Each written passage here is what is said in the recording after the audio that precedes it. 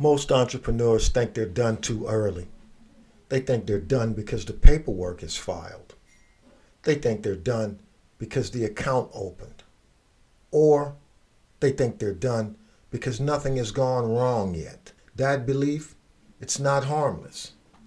That belief is the moment structure starts failing quietly. If you remember nothing else from this episode, remember this: structure doesn't fail when it's missing. It fails when attention to structure stops. Everything we're going to talk about today flows from that sentence. Entrepreneurs are trained to complete tasks. File this, open that, register here, and then move on. So when structure is treated like a task, it gets a mental checkbox. And once it's checked, the attention leaves. The problem is, structure isn't a task. It's a living alignment between reality and authority. Nothing breaks right away, so we tend to conclude that the system is working. But the structure isn't tested during calm periods. It's tested by change. Change in money, change in people, change in risk, change in time. And the absence of friction is not proof of correctness. It's only challenged, and the absence of friction is not proof of correctness. It's only proof of unchallenged assumptions. Structure doesn't fail dramatically. It fails through drift. Decisions start happening informally. Authority gets exercised without documentation. Exceptions become normal. New assets begin to arrive without being placed anywhere. New roles emerge without being defined. And none of this feels dangerous. That's why it works. The business continues to operate, but it no longer operates the way the structure assumed it does. That gap is exposure. Remember this sentence exactly. Structure doesn't collapse, it erodes. Ironically, success accelerates structure failure.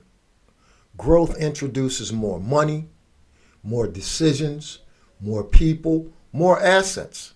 But many times, structure stays frozen at the moment of formation. Now you have a growing reality sitting on top of a static systems. And static systems don't stretch, they crack. And they always crack under pressure, not progress.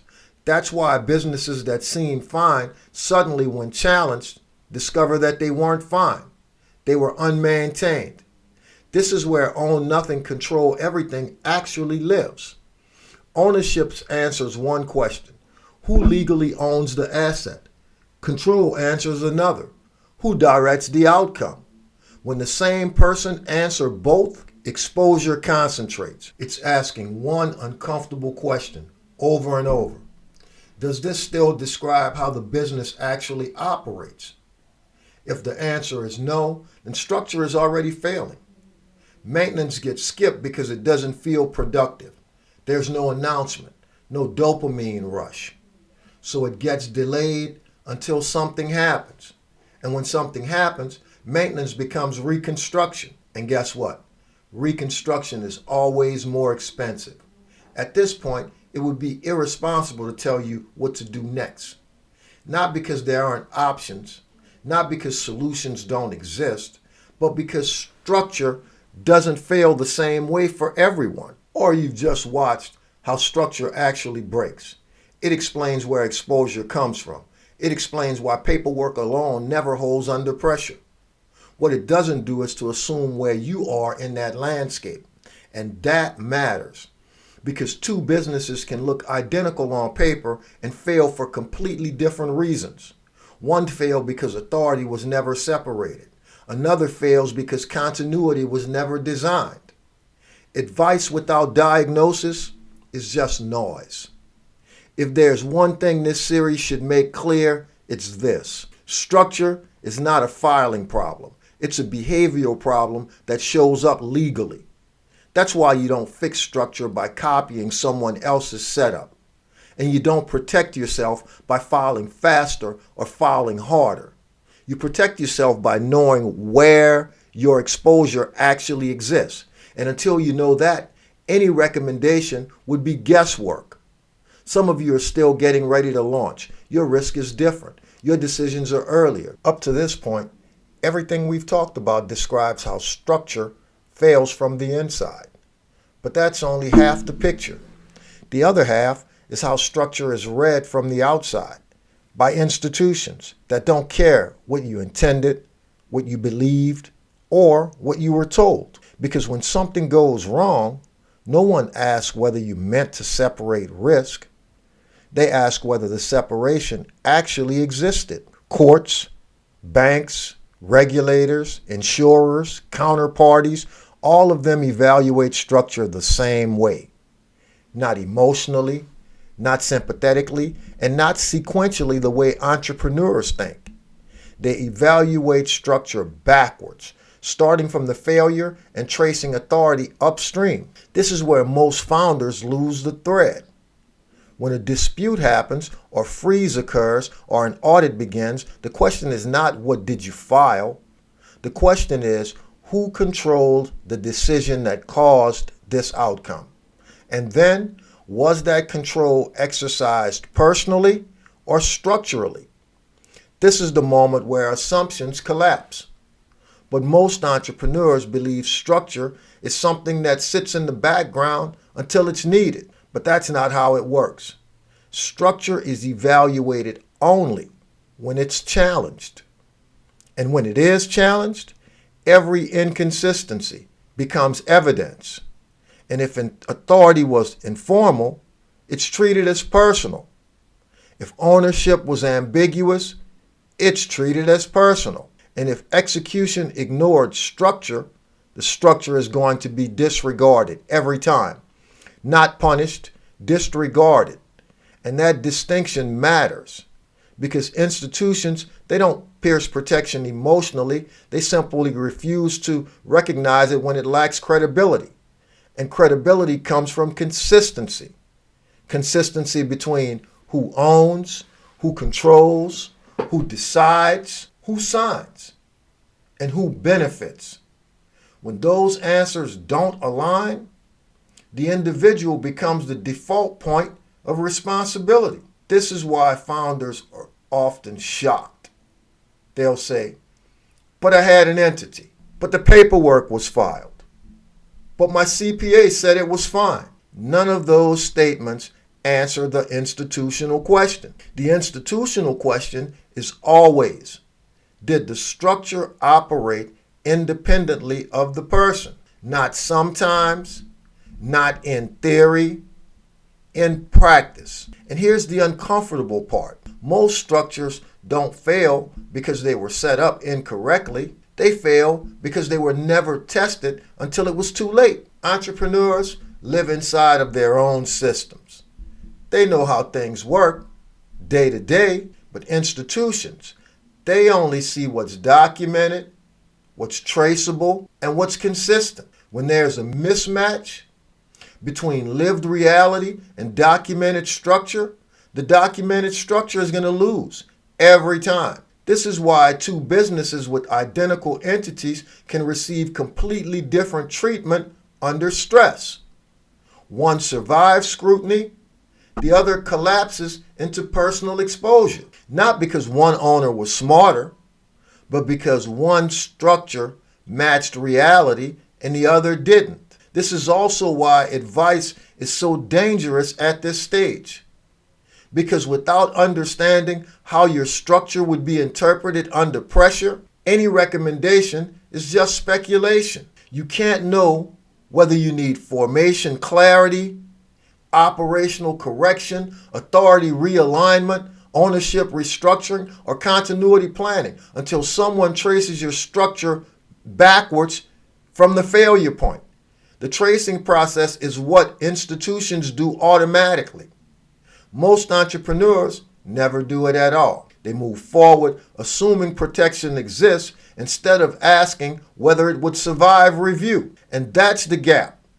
And that gap, it's not filled with more information. It's filled with examination. If you're listening and realizing that this isn't about paperwork, it's about patterns, well, that's intentional. Behavior leaves patterns, and most people never see them until something breaks.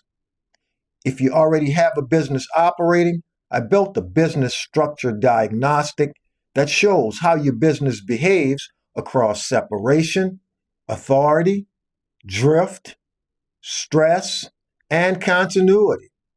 It doesn't tell you what to do, it shows you what's happening. It's linked below. Now, let's keep going. At this point, most people listening are doing something quietly. They're running an internal checklist. They're asking themselves questions like, do I have an entity? Is there an operating agreement? Do I have a bank account? Is my name on things? And those questions feel responsible. They feel like structure. But those are not the questions institutions ask. Institutions never ask whether something exists. They ask whether something operates independently of you. And that difference is subtle enough that most people miss it entirely. For example, someone will say, my business has its own bank account. What they don't ask is, who controls that account? Who can move money without approval? Who decides when money moves? And what documentation proves that authority? Because if the answer to all of those questions is me, then the account may belong to the business, but control doesn't. And control is what matters. Another person will say, we have an operating agreement, but they never ask, does anyone follow it? Does it reflect how decisions are actually made? Has it changed as the business changed? And would it survive contradiction? Because a document that's never used is not neutral, it's misleading. It creates the appearance of order without the substance of order. Someone else might say, we're separated. Everything runs through the company. But when you listen closely, you realize they sign everything personally. They guarantee everything personally. They decide everything personally. And everything is resolved personally. The entity exists, but separation doesn't. This is where structure quietly collapses. Not in one dramatic movement, but in small, repeated deviations that feel practical at the time. Each exception feels harmless. Each shortcut feels like efficiency. And each workaround feels temporary until the pressure arrives. And pressure has a way of turning patterns into evidence.